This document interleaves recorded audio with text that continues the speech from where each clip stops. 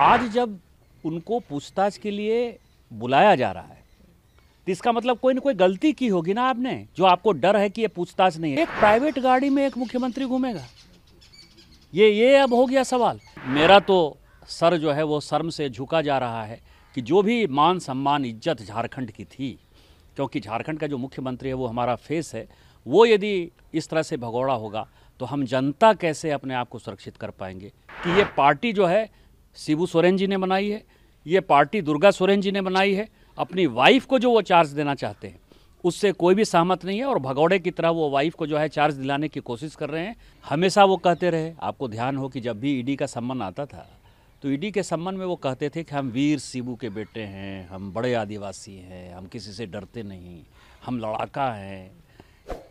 आज जब उनको पूछताछ के लिए बुलाया जा रहा है तो इसका मतलब कोई ना कोई गलती की होगी ना आपने, जो आपको डर है कि ये पूछताछ नहीं है। जैसे कल ही लालू प्रसाद जी, आपको ध्यान हो कि उन्होंने साहस दिखाया, वो 10 घंटे तक जो है ईडी के सामने थे। एक 75 साल के आदमी जो है ईडी के सामने थे। आप अपने आप को जवान करते हो, आप अपने आप को मजबूत करते हो।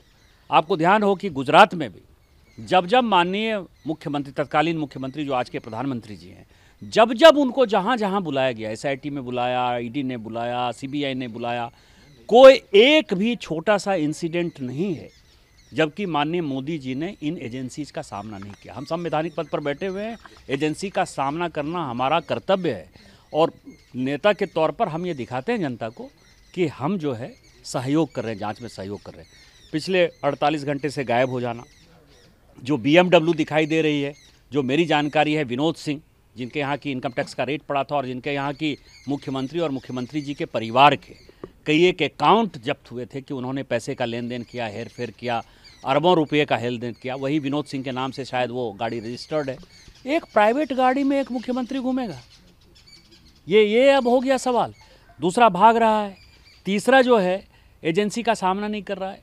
मुझे ये लगता है कि उनके पिताजी 21 दिन जिस तरह से बाहर रहे थे केंद्रीय मंत्री के तौर पर, वो भगौड़े थे, उसी तरह से माननीय मुख्यमंत्री जी जो है एक भगौड़े हैं।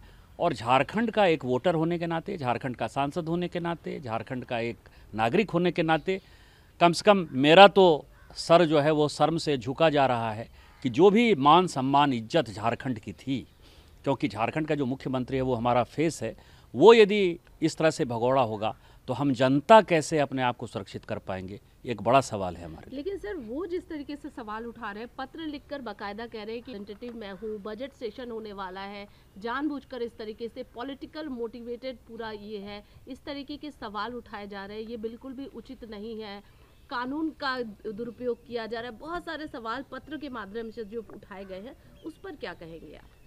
मुख्यमंत्री को पत्र देना है कि मुख्यमंत्री को फेस करना है। उनको यदि यही बातें करनी है तो प्रेस के सामने आकर कहेंगे कि नहीं, वो चिट्ठी लिखेंगे। इसका मतलब ये कि चोर के दाढ़ी में तिनका है ना। आप कहीं ना कहीं अपने आप को दोषी मानते हो, गिल्टी मानते हो। आपको जो कहना है मीडिया के सामने आइए। ये तो पूरी डेमोक्रेटिक व्यवस्था है ना, पूरी शांति की व्यवस्था। आपने पहले जो है जांच रोकने के लिए हाईकोर्ट गए, हाईकोर्ट ने कहा कि जांच का सामना करिए। सुप्रीम कोर्ट गए, सुप्रीम कोर्ट ने कहा कि जांच का सामना करिए। आप जांच का सामना नहीं करोगे और आप कहोगे डेमोक्रेटिक गवर्नमेंट। डेमोक्रेटिक गवर्नमेंट का मतलब क्या होता है कि आप गिट्टी चोरी करो, बालू चोरी करो, माफिया को करो, ट्रांसफर पोस्टिंग करो, आप केवल दलाली करते रहो। ये डेमोक्रेटिक गवर्नमेंट का फंक्शन है। आज माननीय प्रधानमंत्री जी का कार्यक्रम जो संभावित दौरा है, 4 तारीख को धनबाद में जो है दौरा है, 3 तारीख को शायद हो सकता है कि रांची में प्रधानमंत्री जी रांची में स्टे करें। आप माननीय प्रधानमंत्री जी के भी सिक्योरिटी को जो है एक क्वेश्चन मार्क के दायरे में लाए हुए हो। पूरा का पूरा प्रशासन, झारखंड का प्रशासन रांची में मुख्यमंत्री और मुख्यमंत्री आवास के इर्द गिर्द है। चीफ सेक्रेटरी मीटिंग करने नहीं जा रहे हैं धनबाद, डीजीपी मुख्यमंत्री मीटिंग करने नहीं जा रहे हैं। आज ही मैं आपको बताऊं, मेरे पास पत्र है, आज मेरे प्रिविलेज पर झारखंड के मुख्य सचिव को, झारखंड के डीजीपी को, झारखंड के होम सेक्रेटरी को पार्लियामेंट्री कमेटी ने बुलाया था। पार्लियामेंट्री कमेटी में वो नहीं आ रहे हैं और रीजन ये दे रहे हैं कि ईडी की जो जांच चल रही है, क्या आप पूरे ब्यूरोक्रेसी को जो है झारखंड मुक्ति मोर्चा का कार्यकर्ता बना ली हो? उसको प्रधानमंत्री की चिंता नहीं है, उसको संसद की चिंता नहीं है। कल ही उन्होंने चिट्ठी भेजा है मुख्य सचिव ने कि हम नहीं आ पाएंगे।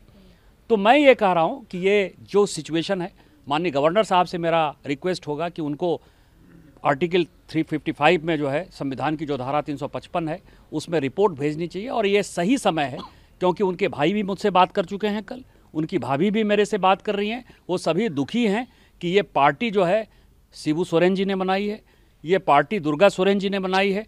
अपनी वाइफ को जो वो चार्ज देना चाहते हैं उससे कोई भी सहमत नहीं है और भगौड़े की तरह वो वाइफ को जो है चार्ज दिलाने की कोशिश कर रहे हैं।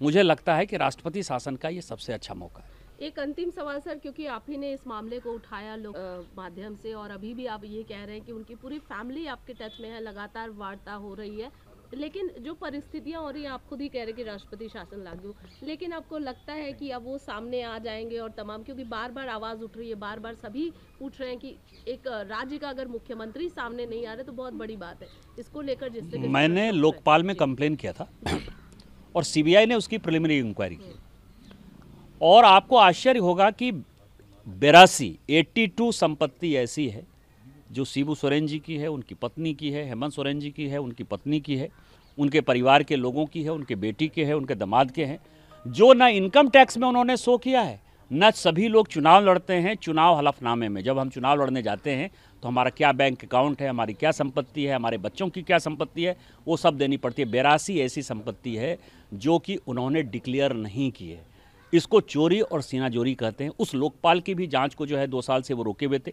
दिल्ली हाईकोर्ट का फैसला आया है 22 तारीख को, आपको ध्यान हो, और उसने ये कहा है कि आप लोकपाल में जाइए, जांच का सामना कीजिए। 15 फरवरी को लोकपाल ने इनको अंतिम मौका दिया है और वो केस जिस दिन खुल गया, मैं आपको ये कह सकता हूँ कि 2024 में यदि ये केस खुल गया तो सोरेन परिवार में कोई ऐसा आदमी, केवल दुर्गा सोरेन जी के बच्चे और शायद हेमंत जी के बच्चे या बसंत जी या उनकी वाइफ होंगे, यही सब ऐसे लोग होंगे जो चुनाव लड़ने के काबिल होंगे।